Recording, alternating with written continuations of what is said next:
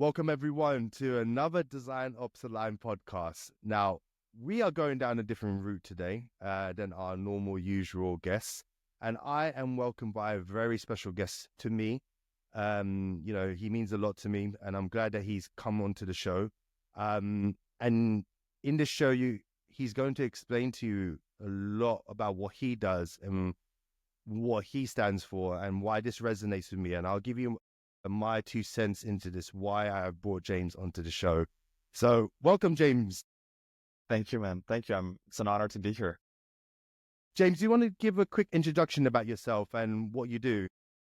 Sure. I am deeply into consciousness, manifestation, psychedelics, and how we can use all of the tools available to us to upgrade our mind. And I run 2 podcasts, the Xander Trip, that's mostly about psychedelics and spirituality, and also the Manifest with Neville Goddard podcast, which is, I think, how you found me. And that one is all about the works of Neville Goddard, who was a mystic in the 1900s, who talked a lot about the power of imagination, the power of mind, how thoughts create reality. And his language, the way he spoke, is so precise, as you know, and so resonant. And there's some resonance and frequency that I feel when I read his work. So I run a course called Unlock God Mode, which combines the teachings of Neville, some of my other favorite teachers, my own life experiences, and basically a program that takes people on a 30-day journey that transforms their consciousness and helps them see life in a different perspective. I'm going to be very honest with the audience today. So I came across James because I was going through a very hard time in my life. And so I think I'm not very open on social media, but I guess I'll open it in this podcast. So I was going through a divorce at that time, and it was a very, very hard moment of my life. I have 2 kids with my ex-wife. I have 3 kids with my current wife. So it was a very, very hard time for myself. I started to look into manifestation, or somebody had said to me, look into manifestation. And that's how I came across James. And I started to listen to his podcast. And from the get-go, he really touched something inside of me, which then ended up where we are today, where Design Ops Aligned is now a company which is thriving. We have a very good podcast, and it all come down to James. If I'll be honest with you, James, that's why I'm so starstruck that you're here today. Everything has come down from his teachings and his podcast that has really enlightened me to where I am today. And another reason why I brought him onto the show is that this year is going to be a very, very hard year in the design field. And a lot of people are looking to be laid off, or the industry is going to do a massive layoff, which has already happened in America, and it's slowly coming over to Europe. And I wanted to bring James onto the show because I think his teachings and what he believes in will help a lot of people go through this bad time as I was going through, many, many years ago.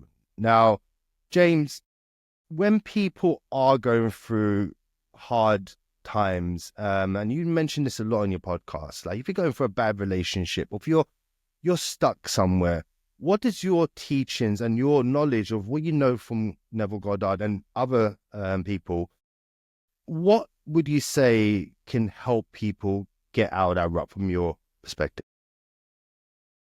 Ironically, the first step, and often the hardest step, is to fully accept the situation you're in, right? So whether I was just talking to a client today and he is going through a lot of debt. And I said, look, for you to actually become wealthy and turn around your relationship with money, have you really sat with yourself and accepted this is where I am? Because a lot of people, they're striving to be somewhere else so they don't have to look at where they're at. So when something quote unquote bad happens, and that is, I say quote unquote, because from a cosmic perspective, sometimes the most painful events can be the most transformational. And I'm sure everyone listening to this can recall a moment in their life where in the moment it was very painful, whether it was a breakup, a financial scarcity situation, a health issue. But from that moment, it sparked a change in you, in your consciousness, and you were never the same, and you became stronger, you became more resilient. And 10 years later, you might look back at that moment and say, thank God that happened, because it got me out of that country, that city, that job, that situation. If that had not happened, that bad thing, I might have been stuck on that path for 10 more years. But because the universe nudged me out of it through a series of circumstances, Neville calls it the bridge of incidents. Yeah. Through a series of incidents, you get nudged into a different direction. And you either go kicking and screaming, or you say, okay, this is happening. Let me surrender to it. Let me understand, what is the universe trying to tell me here? So if someone's going through a tough situation this year, first accept it, and then get curious about, why is this showing up in your life? Because there's probably a couple of clues that the universe is trying to get you to notice, whether it's in a relationship, in a job, in a financial situation. The universe is always trying to teach you something. So don't go through a hard time without learning the lesson. Otherwise, you'll have to repeat it. And no one likes that. It's a hard one, James, because, when you're in that situation, most people look at it as it's happening to me rather than for me. Now, they feel like, I'm in debt, or I'm going through this divorce, or I'm in this bad relation. The universe is against me at the moment. But how do you get people to start thinking that it is actually happening for you? Now, I'll give you an example. It's like, debt is the worst one. It's constantly on your mind, and you're at a risk of losing your house, not putting food on the table, not feeding your kids. How can you get someone to move away from that mentality of things? They feel like things are happening to them rather than happening for them. Yeah, it's a tough one in the moment. I'm not gonna lie. When you're going through something tough, there's no way around it. It's painful. It sucks. But you must take responsibility.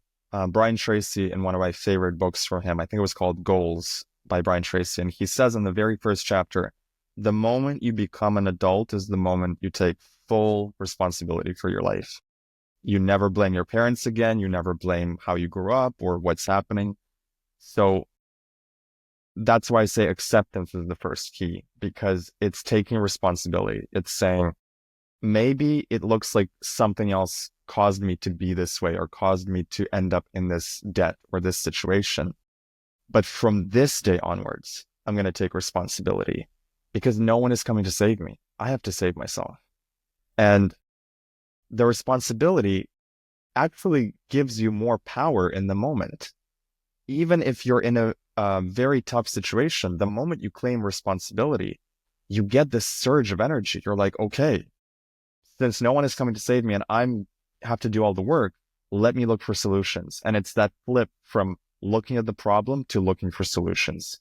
It can be the exact same situation, same negative balance, two different people. One person is going to look at it and feel dejected and feel like despair. The other person will look at it and say, okay, this sucks. What's next? What is the next step? How can I move forward from this?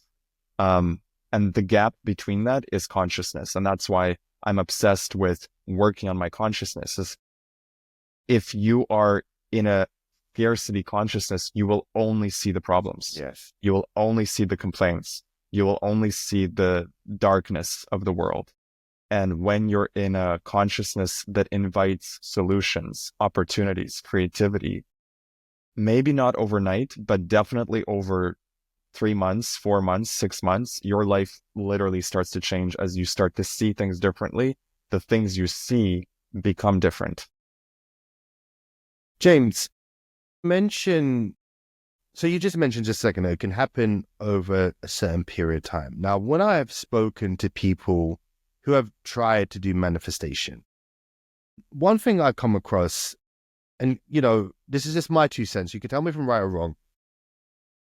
I've come across people who didn't have the patience for it because they were expecting results like tomorrow or next week. And then they kind of fall off the bandwagon and say, okay, this stuff doesn't really work for me. What would you say to people who kind of, who are going to listen to this podcast and try it and not see the results straight away?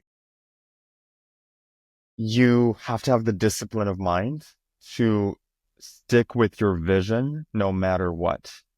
The greatest leaders, the greatest directors,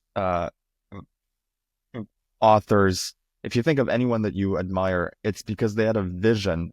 They wanted to create something and they went after it. J.K. Rowling, for example, I think she was on welfare when she had the idea for Harry Potter, and she just continued with her vision. She didn't let anything stop her. Steve Jobs, with the iPhone and building Apple. I could go on with examples, but the point is the vision is a must. And a great metaphor that people can use is when you change the temperature in your house, right? Let's say it's freezing. You come home, you turn up the temperature. The house is still cold. It doesn't change right away. You have to keep the temperature there and leave it. And over the next hour, 2, 3 hours, it changes. Reality is kind of the same way. When you set your wealth frequency to a new set point, it is working. But in the beginning, it's working so slow that the room still feels cold. And it's imperative that you don't switch the temperature off and back on and back off, because that's just taking you nowhere. You're going back and forth between scarcity vibe, abundance vibe, scarcity vibe, abundance vibe. One tip I tell to everyone is look at your life and look at where you experienced the greatest success, whether it's success in your business, in your friendships, in your relationships, in your health, and notice how things, when you made the decision to change, at first, there was no sign of progress. You were working, let's say you were working on your fitness. Externally, nothing is really changing that much in the first few weeks. And then eventually you look in the mirror and you're like, holy shit, it's changing. But all through that time, you have to keep doing the workouts and you have to keep showing up. And it's the same thing with your mind. When you decide to change your mind, you decide I'm done with the chapter 1 of my story and I'm ready to jump into chapter 2. Whether it's you're trying to attract more wealth, more love, more health, you make that decision and you also make the decision to commit to it for the next 3 months, the next 6 months.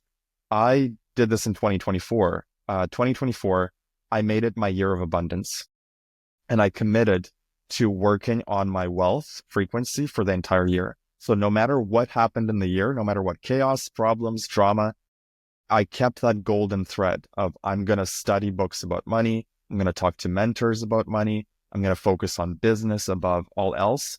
And guess what? First few months, not much was changing. Suddenly, you start to see the exponential curve and it starts to go up. And November and December were my best months financially ever. So it just goes to show, like, when you make a commitment and you stick to it, it does start to change things. I'm going to dissect that bit about chapter 1 and chapter 2, because that's a very, very important bit. Let me take 2 steps back. There are going to be people who are very reluctant to jump on the bandwagon with this. They will come with the mindset, and I came with the mindset, I'll be honest with you. I came with the mindset of this is just mumbo jumbo. What is this really? Now, what would you say to people to get them over that first initial curve about, the power of manifestation? And I'll give you my 2 cents in here.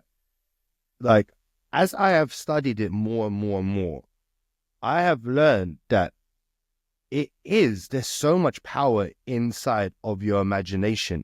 Now, what would you say to people that are very skeptic about this? What would you what's your 2 cents? Yeah, well, the skepticism creates more skepticism. So it's kind of a catch-22.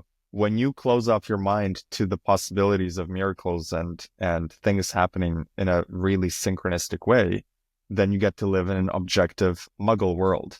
When you accept that there could be a little bit of magic and wizardry happening, then you get to live in the wizard world. But what I would say to someone skeptical, you are manifesting all the time. You might not call it manifestation. Let's call it creation. let's call it your brain pattern matching things because it's thinking about a certain thing in a certain way. Let's call it the reticular activating system. There's a way to look at it scientifically as well. But you're manifesting all the time.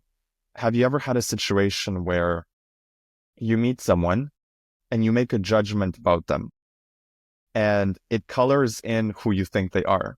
And then you get to know them a little bit deeper and suddenly you realize, oh my God, my judgment was completely wrong. Like, this person is amazing. And I don't know so it just goes to show the power of the mind.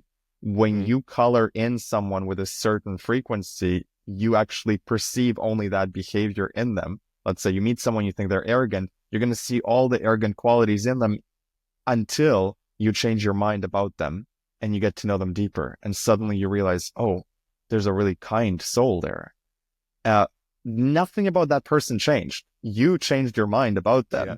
And now you get to experience a whole new version of them. Think about it also this way. When you go home for Christmas and you go visit your parents, the version you are with them is totally different than the version you are with your closest friend. Yeah. It just, without even trying to, their expectation of who you are, you begin to show up that way for them in a way that you don't show up for other people. It's amazing how Neville calls it the law of assumption. What we assume, we become. What others assume, they see in us. But worry about your own hologram. Let's not worry about other people's holograms because everyone is creating and they're all creating their own destiny.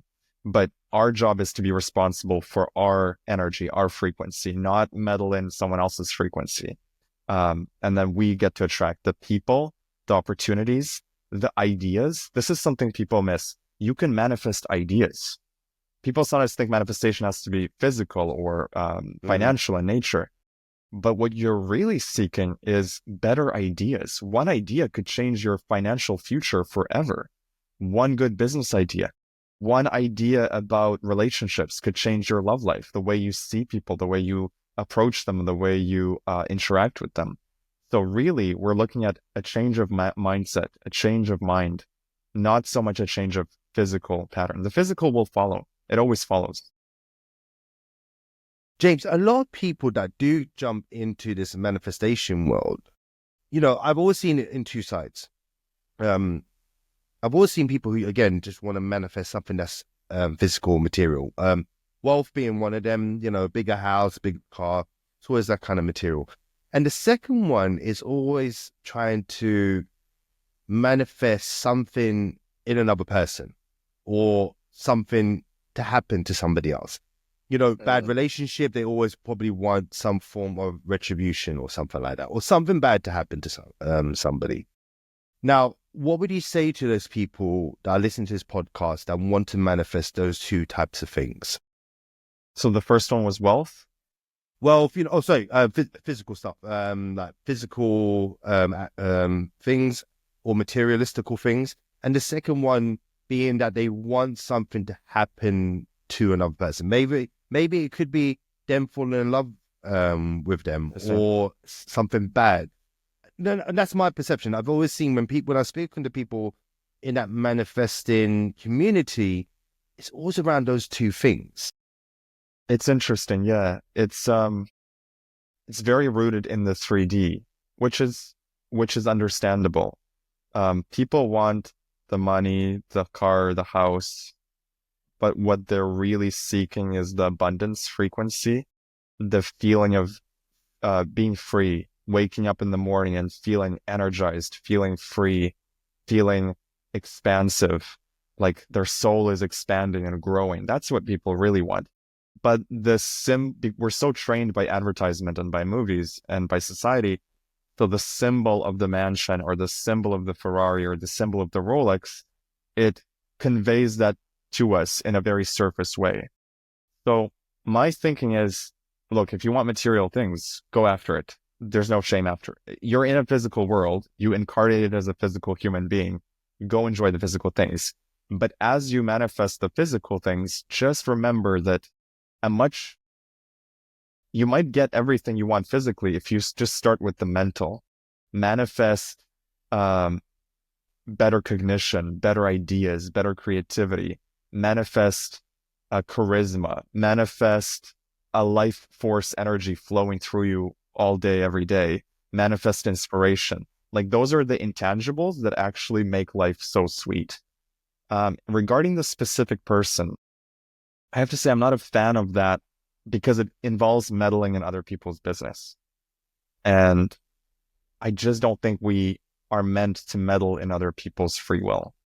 So if someone has a relationship or a lover and they want to affect that person or have them do something specific, you're giving your power away to this external thing, which is actually similar to the material thing. You're giving away your power to the external money, the external house, the external car.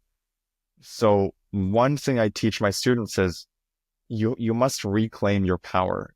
You can't be siphoning it off into external things. And wanting someone else to behave differently is the ultimate externalizing of power. You're saying, I am powerless unless this person does what I need them to do, and then I'm happy. That's very weak if you really think about it. A much stronger position is, I am in my power and I am fulfilled with my life, no matter what anyone else does. I find my fulfillment in myself, in my life, in my personal life. I don't need anyone else to be different. I'm not chasing anyone. I'm not trying to get anything. I just am this frequency, and everything that belongs to me, that is divinely mine, gets attracted to me. That's a much, much more secure position to manifest from. It's a hard one though, because, Neville's teaching and also your teaching is always to put your mindset in the end, that the wish is fulfilled, that you go to the end already state. Yes. go to the end state, that you already have the house, that you are living in the house, you are driving the car. It's so hard. Even myself, who practice it every day, morning, afternoon, evening, it's very hard to position yourself in that end state when you are in, again, that bad situation, or you're in that, not, I would say, not abundance, but not, how should I say, let me put it in a better way, that need of having it, because everyone is in that state of, I want it now, I want it now. What advice would you give to people to be in that end state, that you have everything, to then see the manifestation take place? Yeah. So Neville, I love Neville because he summarizes it in a couple of words. He says, feeling is the secret, right? Yeah. It's all about the feeling. If you can't feel that state, you don't get to vibrationally go there or physically go there. So what I would say to someone about the end state, it's a practice. There's some daily rituals you can do. For example, 20 minutes every day of imagining, what do you want the end of this year to look like? Right now we're in January 2025. So go to December 2025. Close your eyes, go into a mini meditation. Imagine I'm in December 2025. I'm looking back at my entire year, and how do I want to feel about this year? What would make me deliciously happy that this happened this year? And as you start talking about it in your mind or envisioning it, you start feeling the feelings like, wow, if my podcast did this amount of downloads, I would feel so good. Or if this happened, I would feel so good. Or sometimes you realize, I just want my kids to be happy. Or, I just want my health. Sometimes you realize you don't need any of that external stuff and you just want the pure basics. Love in your life, happy kids, happy family, and good health. So sometimes it's a matter of really understanding, what do I really want? Not what do I think I want is shiny, or shiny, it's alluring, but what is the depth that I'm seeking? Yeah, I hope that's helpful. In terms of like the end state. Oh yes, one thing I wanted to say was, look at the gap between where you are now and where you want to go, and be honest with yourself. So let's say someone wants to start a business online, but they've not earned a single dollar online. make that your first milestone. Like, hey, universe, wouldn't it be fun if I just want to earn $1 online through something fun, like selling an ebook on Gumroad or making $1 off of AdSense, like just something fun, no pressure. Okay, you make your $1. Next milestone, I want to make $100 online. Next milestone, let's get to $1,000 online. And before you know it, you are running an actually successful business online. But when someone is at zero and they say, by next month, I want to be a millionaire, while that can happen for some people that are very ready for that frequency, it's such a big gap for most people that it kind of bounces them back to despair. It's like trying to be a bodybuilder when you have not gone to the gym. It's like you need that foundation first before you go towards that goal. So I like to think in milestones. I mean, always think big, like have the biggest vision you can for the end state, but in the middle of it, have some milestones, because that keeps, at least for me personally, it keeps me motivated. It makes it very realistic, very doable, very easy to know what the next step is. Brilliant. Such a brilliant answer. Do you want to hear a secret from me? Sure. I actually manifested this podcast in my head. I actually was listening to you. I was like round about October. I remember this, and I was listening to your podcast, and I was like, I had it in my head. I want to get James on the show, and I manifested it in my head. Me and you talking right now, and it's literally happening right now, because I said, like, we already spoken offline about my starstruck about James. But I had it. I really, really had it in my head. I wanted to get James on the show, and he's here today. And it's just a proof that when you want something, not like want something, but when you have it in your mind and you have the end goal and you already imagined it, it does come true. And there's many. This is just one example that's happened on my life since I've been listening to you, James.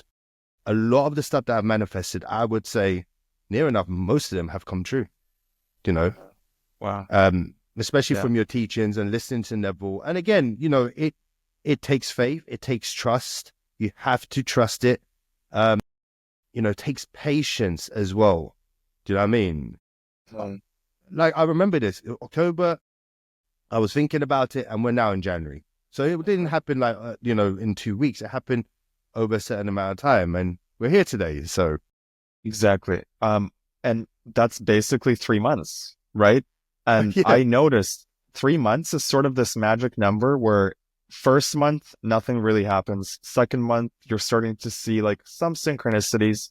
Third month, things are like full blown manifesting. And by the end of the 3 months, you can make a huge difference that you can't make in 1 month, at least for most people. But in 3 months, you have that arc, you have that storyline that feels so natural. Neville talks about this. The way things manifest will seem so natural as if it would have happened anyway. So it's very easy to dismiss it and say, well, of course it happened. But no, you did the work. You planted seeds in month 1 that took time, that sprouted in month 3, month 4, month 5. I'm sure you've had this experience too. You write down an intention in your notebook and you forget about it. And then a few months later, you're digging out your notebooks and you're going through them and you're like, oh my God, I wrote this and it came true. Yeah. Like I did this, I remember in early last year, there was one person that I wanted to connect with deeper.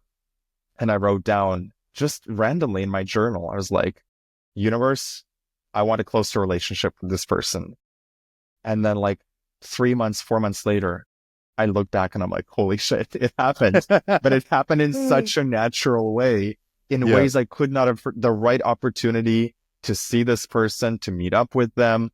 We were not living in the same country. Like just things happened that brought us together, and it was exactly what I wanted to manifest. So the power of words and the power of the written word. If someone wants a pro tip, start writing down your intentions in a notebook and do it in present tense. So I am so grateful now that I am earning this much a month. I am so grateful now that I'm healthy. I'm so grateful now that I've met the love of my life. So you do it in a present or past tense. If you say, I want to meet the love of my life, that energy is very future focused. You're pushing it out into the future. You want to bring it here, present moment, right here, right now. Enjoying the content? Don't forget to subscribe to our YouTube channel and follow us on LinkedIn, TikTok, and Instagram for more updates. Your support helps us bring you even more great content. Now let's get back to our podcast.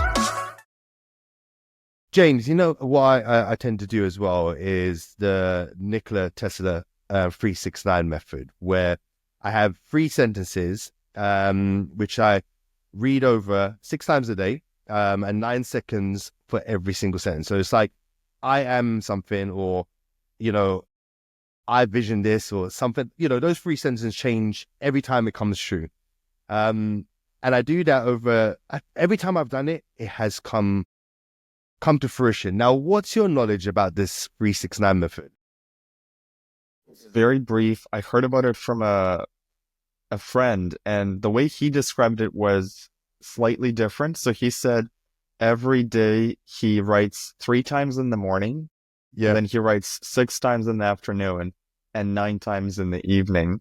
And I asked him, do you keep the affirmation the same? And he said, no, you can even change it day to day, which I thought was really interesting because most people would say keep it the same. And he talked about how his friend had done it and had manifested the house he wanted, the career he wanted. So I've been trying it out a little bit, and I've already been seeing some really promising results.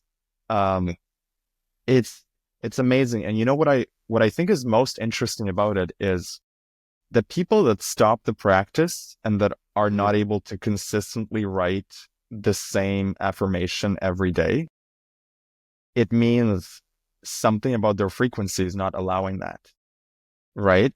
Whereas the people that stick with it and are able to do it day after day, and they're calling it in and calling it in, it means they're energetically very ready to receive that.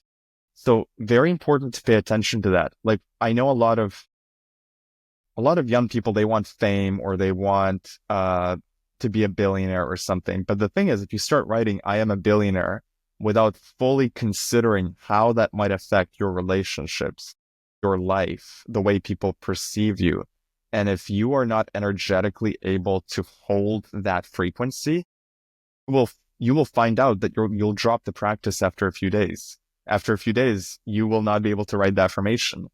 So choose an affirmation that resonates with your soul. Choose something that you know 100% you're able to receive it all, roses and thorns. Because every desire, every manifestation comes with its own thorns, with its own set of consequences. You want to be rich? Okay. Are you ready to pay higher taxes? Are you ready to manage your finances responsibly? Are you ready to hire a tax accountant that can deal with those sort of numbers? So, if you are, perfect. But if you're resisting any part of the manifestation, that's where the blocks come in. Same thing with love. You want love, but part of you actually likes solitude. You want love, but part of you loves the freedom of being single. Well, those are 2 opposing forces. So I would say to anyone trying the 369 method or any sort of affirmation method, choose a phrase that you know you can stand behind 100%. Universe, I know I want this, and I want it with every fiber of my being, and I'm ready to receive it with all of its consequences. Love that one. That's a brilliant answer. James, I haven't delved into it. I mean, how did you get into this? And, you know, how long have you been doing this? Because I don't know your history of how long the podcast has been there and how long you've had your YouTube channel and stuff like that. How did you get into all of this? So the podcast has only been around 2 years now, 2.5 years. And the way I got into manifestation specifically is very interesting. When I was around 13 or 14 years old, some random kid from my school who I didn't even know, we were waiting for the bus, and he asked me a question. And he said, do you know that your thoughts create reality? First of all, what kind of kid asks another kid that question? That's mind-blowing to me. And I'm like, no, I don't know. And then he's like, go to the library and pick up Ask and It Is Given by Abraham Hicks. And being open-minded, I went to the library and picked up Ask and It Is Given. And on the first page of that book, there's an intro by Wayne Dyer. And Wayne Dyer says, "This book will change your life." And being the impressionable young kid, I'm like, yes, this book will change my life. And so I get into Abraham Hicks, and that was the gateway. That was the beginning of understanding that thoughts create things. And from Abraham Hicks, I then discovered Wallace Wattles, who wrote The Science of Getting Rich, amazing book. I discovered James Allen, who wrote As a Man Thinketh, and probably Rhonda Byrne and a bunch of other authors. I went through the whole self-help section eventually. But that first introduction was by Abraham Hicks. And the way it came into my life was such divine synchronicity. I mean, it almost felt like the universe just dropped this piece of knowledge into my lap. And I wonder if that happens for everyone, where just at the right moment, you are given a clue, you're given a piece of information. Now it's up to you. You have free will. It's up to you if you want to pursue that clue and discover what goes down the rabbit hole and what's down there and what's behind the veil. But I think everyone gets clues in their lifetime. The same thing with psychedelics. So I run a YouTube about psychedelics. One of the reasons I'm so interested in psychedelics is they show me more of the true nature of reality. And all of my life, I had a deep desire to see something extraordinary. Like, universe, show me a UFO, or universe, give me an astral projection out of body experience. I want to prove to myself that there's life beyond death. I want to prove to myself that there's something mystical going on. And nothing was happening for most of my life. And then at the right moment, when I was ready to receive it, mushrooms came into my life and DMT came into my life. And it showed me with concrete proof, at least for me, it was concrete proof, that there is this whole other energetic frequency universe going on at the same time. And the way that ties into manifestation is when you see first person that reality is made of frequency while you're tripping on mushrooms, it makes it really easy to then take these books from Neville and from Rhonda Byrne and Abraham Hicks with much more seriousness, because you've seen what they're talking about. You're not just going by faith alone. You've actually seen it. And that for me was an amazing synchronicity that the universe brought me both to manifestation and psychedelics at different points in my life. Would you say that the whole thing does come down to frequency? So as we mentioned earlier in the podcast, people are in that state because of a certain frequency. And to get out of the state, they have to change their frequency. So somebody who's probably watching this podcast, and I'm hoping they've got to the 43rd minute right now where we're speaking and have gone past the whole, skepticism section. What would you say to people that want to change the frequency, and how can they go about changing their frequency? Very good question. Here's the thing about frequency. Everyone thinks that their frequency is the default normal. Like the way you are being right now, it just feels natural to you. Yeah. So one of the first steps is to realize to become more aware of other frequencies. So for example, if you are currently in a scarcity situation, go hang out with the richest friend that you know. Just for a day, go grab coffee with them and notice how their vibe is different, how they think about money. Or if you're lacking in relationships, go and meet very social, gregarious, charismatic people. It's going to feel uncomfortable because their frequency is so different from yours. But if you can stick it out and hang out with them, you will notice where the gap is, and you'll notice, oh, my frequency is not default. It can be changed. It can be molded. And one of the best ways to mold it is to hang out with other people that embody the frequency that you want. I call them expanders. I picked this up from To Be Magnetic. It's a program online, but basically the idea of expanders is someone who is living a life that you want to live, and they're already fully embodying it. So let's say I wanted to become more fit. The best thing I could do is go hang out with other fit people, because even energetically, without exchanging words, I'm going to pick up things from their movement, the way they eat, the way they walk, the way they talk. I'm going to understand their codes. So, to go back to your question, which was, how do we change our frequency? Expanders, number one, like find people that are living different lives than that you would like to embody, different qualities, different personalities. Get mentors.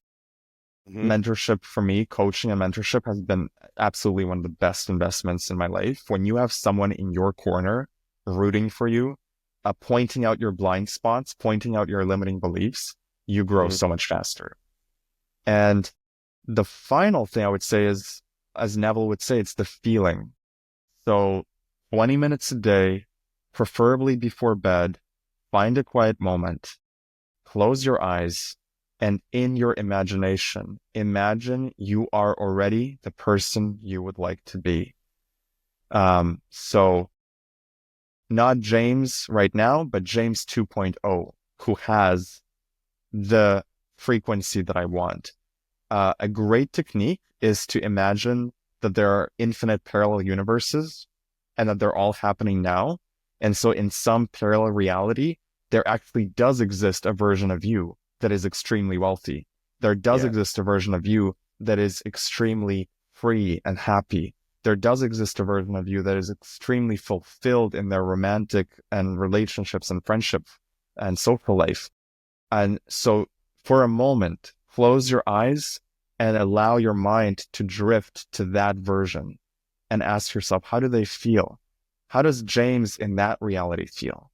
And you start receiving really interesting codes. And if you can keep it up and do 20 minutes every day, plus sprinkle that vibe throughout your day, things start changing really fast. And then you add the 369 affirmations method. You'll start listening to Neville Goddard. You start filling your mind with good ideas and good books. Your life starts to change very quickly. Nice. What I noticed about frequency, or when I started to realize about frequency, was when I had kids.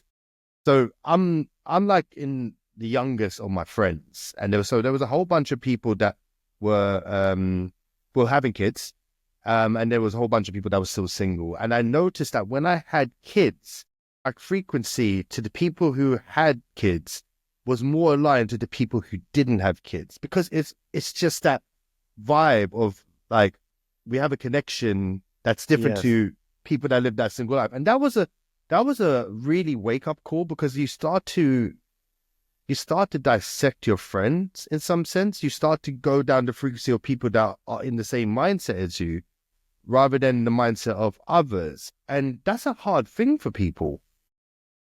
It is hard. It is hard because I think there's a mistaken sense of loyalty that we pick up in elementary school and high school, where you don't really get to choose your friends when you're put into school. You're just in a classroom of people. But when you're an adult, you do get to choose your tribe. And people sometimes forget that the people they grew up with, while they are probably kind, amazing people, are they really on your vibe? Are they really heading in the same direction? Do they really understand your goals and where you're heading? And so I find that the smartest people get around other people that are heading in the same direction, and then they grow much, much faster. Yes. Because if the 5 closest people to you are in the same industry or the same business or the same frequency, right? Let's say you want to change your wealth frequency in 2025, but your four closest friends are still kind of stuck in scarcity thinking. That's going to hold you way back.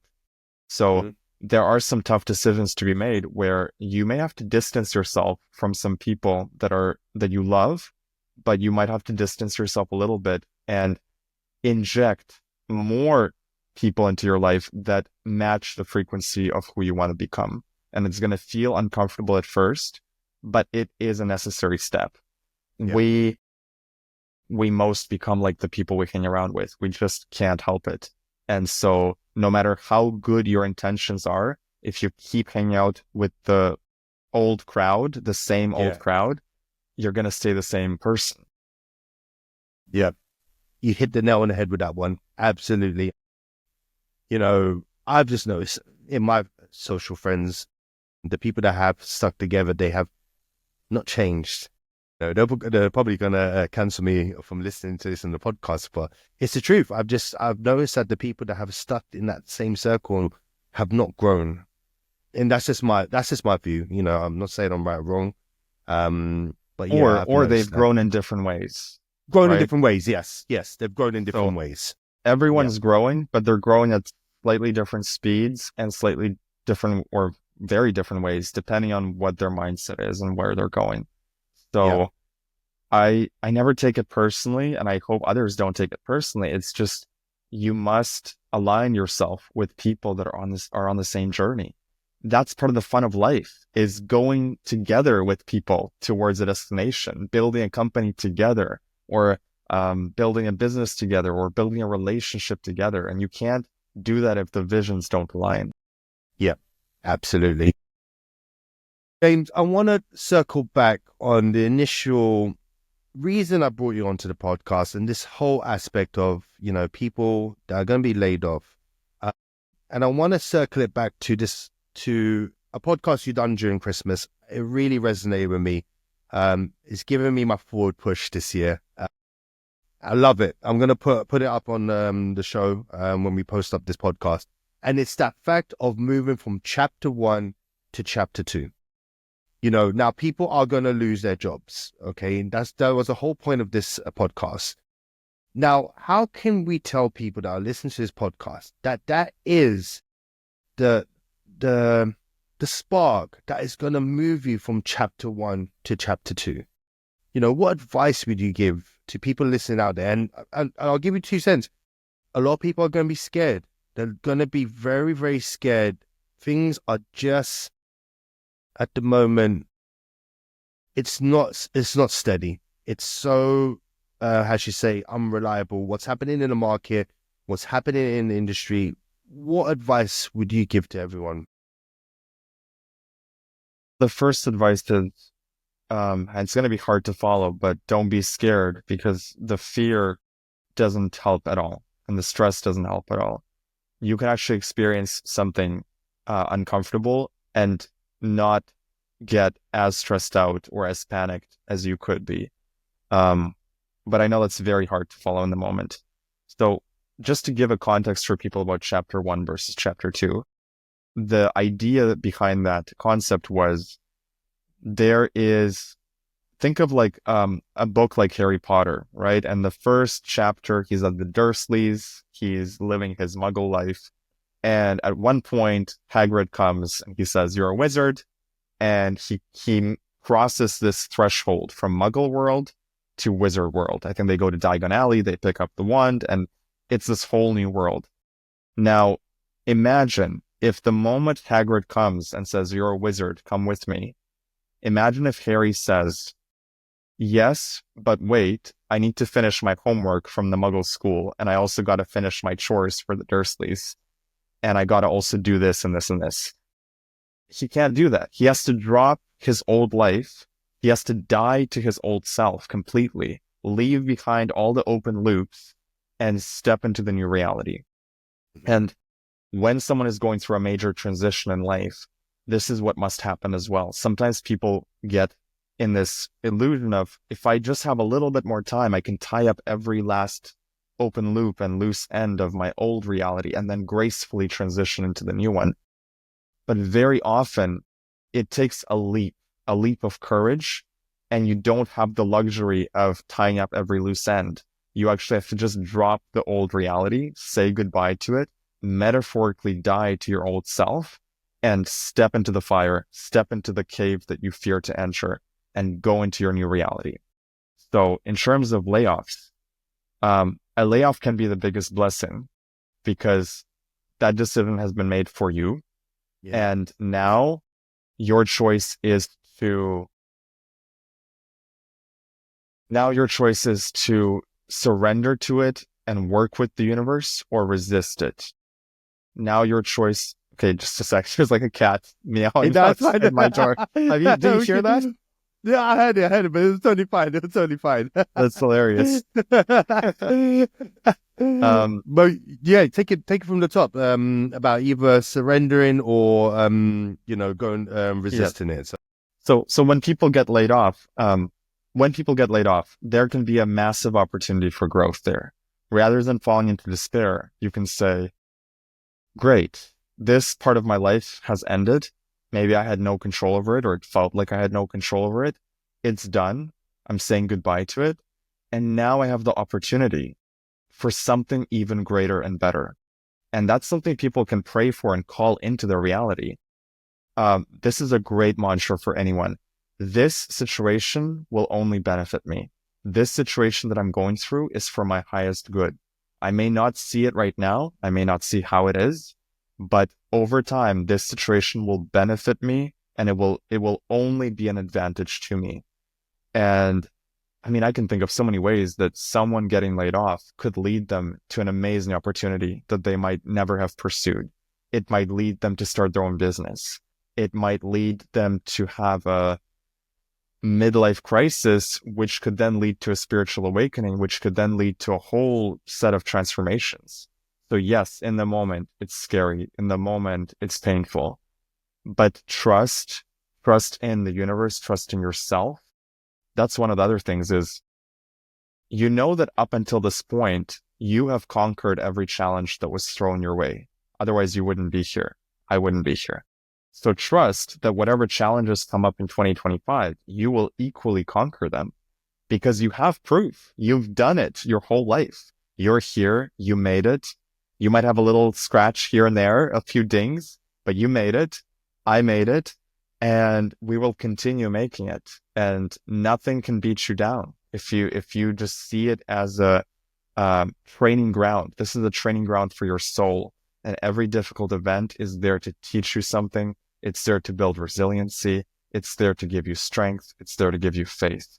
And when you fully buy into that, it starts working out that way for you. What an amazing answer. It feels like I'm just listening to one of your podcasts right now.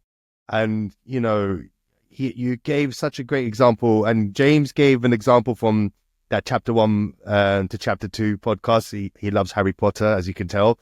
But I would seriously urge you to listen to that episode. It really resonated with me over Christmas. And as you just mentioned, James, I think you just mentioned such a beautiful sentence. The decision has been done for you to then start something great. It's harder coming from a decision where it's like, I have a choice. Shall I make this risk to leave my job and go and do something? Or, shall I do it now? Or, shall I wait until I have a bit more money and this? But that is such a beautiful sentence you just said. The decision has been done for you and has basically given you the catapult to then start something. Exactly. So that is such an amazing, amazing answer. I can speak to you all day. It literally, as I mentioned, I am starstruck because James is on the show, and you could just tell by him just being on the show for like, an hour now. He has so much wealth of knowledge that in this field, if you really, really want to get into this field and learn more about it, he is the perfect person to listen to. James, I wanted everyone to know a bit more about Unlock God Mode because it's such a great course, and would love the listeners to know what they get from it. What did they get out of it? What do you give to it? Yeah. Awesome. So if you enjoyed this episode and you enjoyed the concepts that you and me discussed in this podcast, Unlock God Mode is a continuation of that. It's the ability to dive even deeper into these concepts. The idea behind Unlock God Mode was, how can I bring the most practical, grounded knowledge about manifestation so that if anyone goes through the whole course, they can't help but benefit from it? And so I designed it in a 30-day format where every day you get a lesson about manifestation, about reality, about how to see the world differently. And you also get a feeling state. I call it a vibe amplifier. And that's your opportunity to practice a specific frequency. So we have the frequency of success, the frequency of gratitude, the frequency of confidence, the frequency of love. And every day it's a different one that you can tap into. And the idea is that you go on this journey with me, and it doesn't involve any psychedelics, but it'll feel like you're tripping. It'll feel like your reality is morphing and molding around you, and you will gain at least 30, if not more, but there's 30 days. So 30 different tools, 30 different frameworks that will help you manifest in a grounded, practical way, the reality that you're seeking. And so if anyone's curious about it, they can visit unlockgodmode.org, or they can see more details on my podcast, The James Xander Trip. And we're going to put all the links that you just mentioned on the podcast, on the show notes. And I really hope that anyone that's listening to this podcast or listen to this episode have really taken in what we have discussed together. Because I hope it's resonated with everyone who could be going through a bad experience. And as mentioned, James is there. He has that wealth of knowledge, and listen to his shows before before joining his course. I personally believe that's how I've came across him. You listen to the podcast that he pushes out, his YouTube videos, and then you will see the type of knowledge that he is trying to portray out there. So, James, I really can't thank you enough. Really can't thank you enough for coming on the show. It means a lot to me, so deeply personal as well. And would love to have you back on again at the next year to see how 2025 turned out for you. So, yeah. Okay. I loved this conversation. I loved how natural it was, how flowing it was. Your questions were so great, and it's been a true pleasure to be on this podcast. So thank you. Brilliant. And I'm going to keep that cat bit in as well. So